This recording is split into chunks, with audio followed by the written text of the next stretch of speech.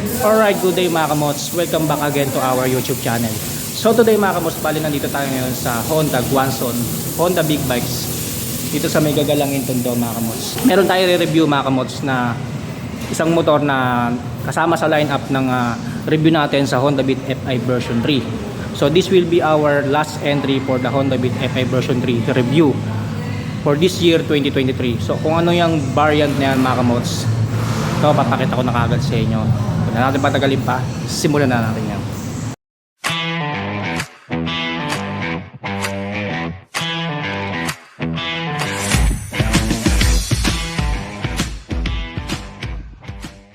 Alright, so this is it mga kamots, yung sinasabi ko sa inyo, yung last entry natin sa Honda Beat FI version 3 na review for this year 2023.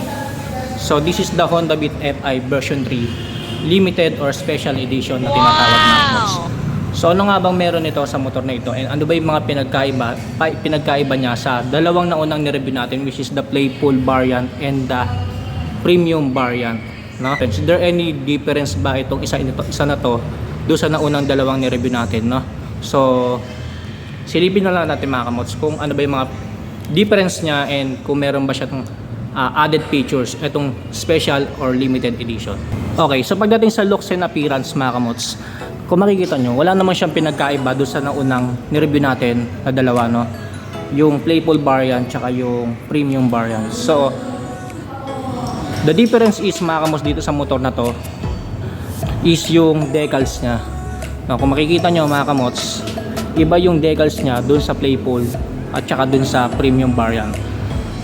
So kaya siya tinawag na limited or special edition. Yung decals nya is blue tsaka red, and then sa gilid is yung 50th anniversary, Honda 50th anniversary.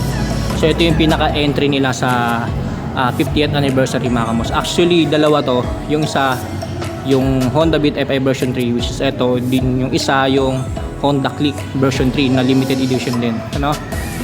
So ito mga kamots yung limited edition ng Honda Beat FI version 3. Yung difference pa niya mga kamots, bukod dun sa decals na nakakabit tsaka dito sa fender, is yung kulay ng mugs. Kung sa Playful variant mga kamots, ang kulay ng mugs na is black, and then sa Premium variant is gold. Ito parang may pagka metallic brown yata to yung kulay ng mugs niya. Hindi siya gold hindi rin siya para siyang pinaghalong gray, brown tsaka gold. Ito yung kinalabasan, no? So ang ganda rin ng kulay niya. And then combi brake din tong isa na to mga kamots, itong limited edition, special edition ng Honda Beat FI version 3. O sa mga nagtatanong kung naka ISS ba to mga kamots, sad to say wala talaga siyang ISS.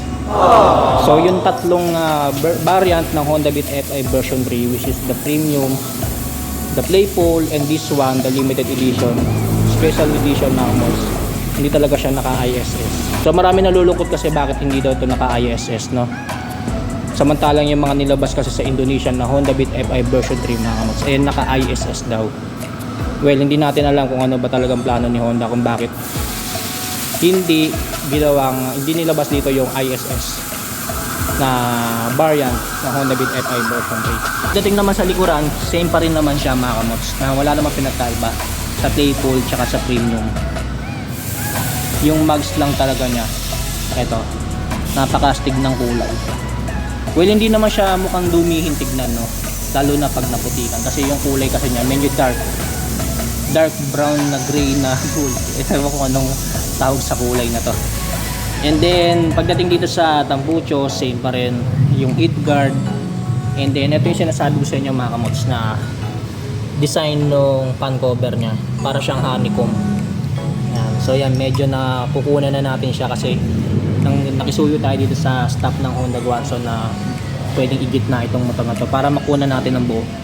Since ito naman na yung pinaka last entry natin ng review natin sa Honda Beat FI version 3 this 2023. Ayun, meron pa rin siyang plate light, added visibility sa gabi. Then yung tail light niya, peanut bulb. Then pagdating sa upuan, pakalambot din talaga ng upuan niya. Then yung U-box, then yung tank capacity nito 4.2 liters mga kamots. So nadagdagan siya ng 0.1, which is good thing. na ginawa ni Honda sa Honda Beat NI version 3 para mas lalo natin masulit mga kamots yung performance ng motor natin, lalo na sa mga long drive, no? Sa mga mahilig mag long ride dyan. Yung stock na battery pala niya mga kamots, ayan, buti may battery dito, Yuasa pa rin to mga kamots. Ayan, which is napakagandang brand. Then sa gilid mga kamots, ayan, same pa din naman, wala naman pinagkaiba. Naka single monoshock, tapos naka drum brake sa likod yung gulong. Then sa harap naka disc brake. Then parehas Federal brand na ginamit, rear tsaka front. Yan. Tubeless tires pareho. Then same size mga kamots, no? 80/90 sa unahan, tapos 90/90 sa likuran. Size touch skill switch. So alam nyo na yan kung gaano ka useful itong feature na to sa motor na to, no? Kapag ka naka-engage yan. Ayan. Then naka kickstart in case na maubusan tayo ng battery. Ayan. So napaka-ganda rin ang ginawang design ni Honda dito sa special edition ng Honda Beat FI version 3, no? In-stand out nila yung special edition dito. Yan. Honda, tapos special edition, tapos Beat. So yan lang siya. Then yung ano niya dito sa may taas mga kamots is color blue. Same lang din sa front fender, no? Yung pinaka-cowling niya. One of the reasons din kung bakit siya tinawag na special or limited edition. Ayan.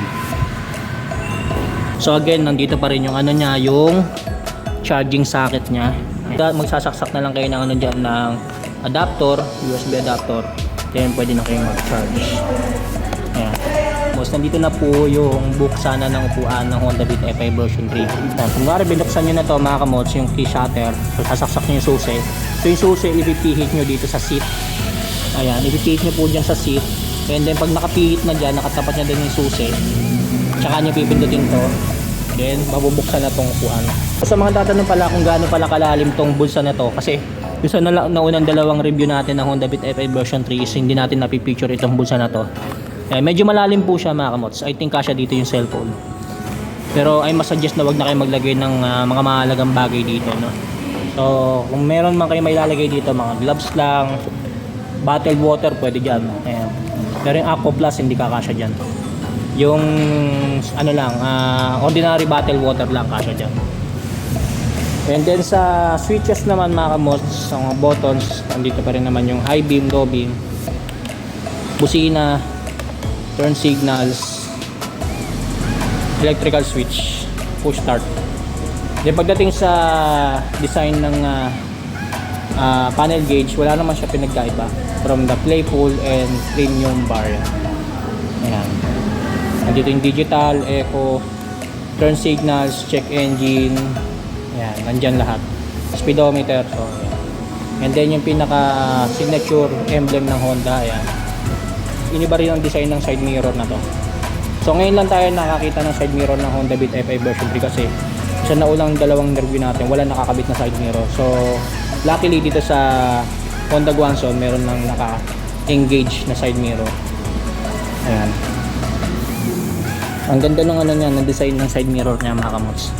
Then naka-carbon finish pa dito. Ayan. Pero hindi yung carbon na. Design lang yan. And then pagdating sa bar end mga kamots, ayan. Ngayon ko lang napansin to, nakakaiba pala yung bar end design ng Honda Beat FI version 3, no? Unlike dun sa version 2, ito kasi yung version 2 mga kamots. Ito version 2 to. Pakita ko lang yung bar end niya. Ayan. So para siyang ano, solid metal steel. Ayan. Tsaka medyo maliit. Pero pagdating dito sa version 3 mga kamots, para siyang ano na siya, parang naka-alloy type na to. Hindi ko lang kung plastic ba to or alloy. Ayan. Ang ganda, pinalaki na mga kamots ng konti. Tsaka may design na siyang ganito. Ayan. Preno, ito, talikuran. Then tapos ito yung park brake.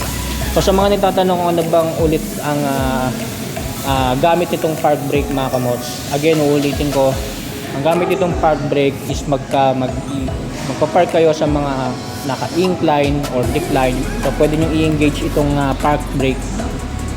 Ayan. Para hindi dumausdos yung motor nyo pagka sakali mag-park kayo sa mga naka-incline or decline na kalsada. So pagdating naman sa engine specs nito mga kamots, 110cc displacement, single overhead cam, tapos naka air cooled and PGM FI. Ayan. So far mga kamots, wala naman talaga siyang pinagkaiba pagdating sa features, no? Sa looks maaring meron, like doon sa kulay ng mags tsaka doon sa decals, sa design ng decals, sa kulay ng cowling at yung front fender. So far wala naman siyang pinagkaiba na doon sa nauna ni-review natin, which is the Playful tsaka yung premium variant. So dako na tayo sa pricing mga kamots ng motor na to. So magkano nga ba itong Honda Beat FI version 3 na special or limited edition dito sa Honda Guazzo or Honda Big Bikes Tondo? So ang Honda Beat FI version 3 special or limited edition is nagkakahalaga ng 77,400 in cash mga kamots. So kung gusto niyo namang mag-installment dito, kumpletuhin nyo lang yung requirements nila mga kamots, hindi magdala kayo ng co-maker, and then kapag na-approve kayo is pwede na kayo makapag-down ng 14,000 pesos for the Honda Beat FI version 3 limited or special edition kung gusto niyo itong motor nito mga kamots, no? And then meron kayong monthly amortization na 3,981 for 36 months with rebate na 200 kapag maaga or mismong due date kayo nagbayad dito sa Honda Big Bikes o Honda Guazzo Tondo, Nagalangin Tondo mga kamots. So yung address nila mga kamots, i-flash ko na lang dito sa screen, and then mag-message na lang kayo sa Facebook page nila. Ayan yung Facebook page nila, Honda Big Bikes Tondo. So mag-message na lang kayo dyan kung meron kayong inquiries tungkol sa stocks na availability ng Honda Beat FI version 3, maka Playful, premium or limited edition variant, no? So mag-message na lang kayo dyan. So baka kasi magkaubusan pagpunta nyo rito, ubus na pala yung limited edition or yung premium or yung Playful. So mas maganda mag-message muna kayo sa Facebook page nila para makapag-inquire kayo kung meron bang stocks, and then kung ano-ano ba yung mga requirements kung mag-installment naman kayo pagdating sa pagkuha ng motor, no? Maraming salamat sa mga sumubaybay sa tatlong entry natin ng review sa Honda Beat FI version 3 2023, which is the Playful, premium, and then the last one is the limited or special edition. So maraming salamat sa mga sumuporta at sumubaybay ng video natin mga kamots.